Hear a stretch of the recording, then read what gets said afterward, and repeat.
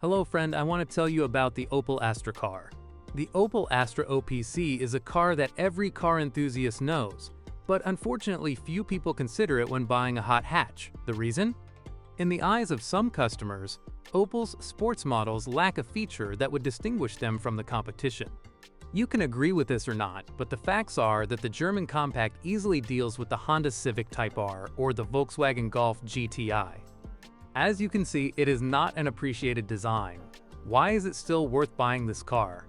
As I mentioned above, fans of fast hatchbacks usually decide to buy the Honda Civic Type R, Renault Megane RS, or Volkswagen Golf GTI. The Opel Astra OPC is not as popular as its competitors, although it does not really deserve it. This is confirmed by the time it takes the car to accelerate to the first 100, which it does in just 6.4 seconds. All the models mentioned above have no chance against the Opel when starting from a traffic light. The differences are not big, but they are there. The maximum speed of the car is 244 km per hour. How is fuel consumption? In city traffic, the German car should be satisfied with 13 to 14 L 100 km, but if you charge hard, you will easily manage to burn more. On the road, the Astra OPC will use only 10 to 11 L 100 km. Considering the large power reserve, this is a very good result. Failure rate? The 2-liter turbocharged EcoTec is a solid construction that generally does not cause serious problems during use. The engine does have a few shortcomings, however. Before buying it, it is worth taking a close look at it. Oil leaks are common here. In more worn-out models, there are cases of head gasket damage and turbocharger failures. Be sure to also check the exhaust manifold, where holes very often appear. In extreme cases, the head may even crack. Astra III OPC users complain about a faulty voltage regulator. As befits a typical hot hatch, the drive is transmitted only to the front wheels. To improve driving characteristics, EDC, an electronic differential lock, was installed. However, it must be remembered that EDC is an advanced traction control system that has little in common with a traditional mechanical limited slip. The effect is similar, however.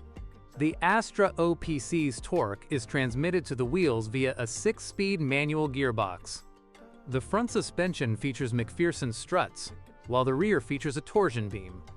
Unfortunately, the latter solution doesn't work very well on tight bends, but most competitors offer it anyway. The reason is the same: lower production costs. Safety level? The same as the civilian version, i.e. 5 stars in Euro NCAP crash tests. The car was only offered as a 3-door hatchback. Front-wheel drive doesn't work very well in high-powered cars. Not only do driving characteristics suffer, but tires and drive shafts wear out much faster. This type of problem is no stranger to Astra OPC users. Another typical problem in powerful cars, which you will also find here, is the short life of the clutch. During a test drive, it is worth checking if it is not slipping. This is a good argument when negotiating a lower price. The steering system also has its weaknesses. Checking the condition of the gear is essential when buying this model. When deciding on the Astra OPC, be sure to test the operation of the air conditioning system. As in the civilian version of the car, the compressor may be damaged here too. In the gearbox, in turn, cases of excessive bearing wear are often encountered. The CIM module and the tire pressure monitoring system are also unreliable, as are the xenon headlight burners. The exhaust system is also not very durable and rust appears on it quite quickly. What do you look for when buying a sports car? First of all, its performance. No matter what kind of road monster you dream of, always check how fast the competition is before you decide to buy it. Comparing the parameters of different hot hatches, it turns out that one of the fastest cars in this class is the Opel Astra III OPC. In addition to excellent performance, its advantage is also its interesting dynamic styling. While the design of the previous generation of Astra is difficult to consider as captivating, the H model with a set of OPC accessories looks really impressive. The engine also deserves praise, which, despite a few shortcomings, handles fuel sensibly. Disadvantages?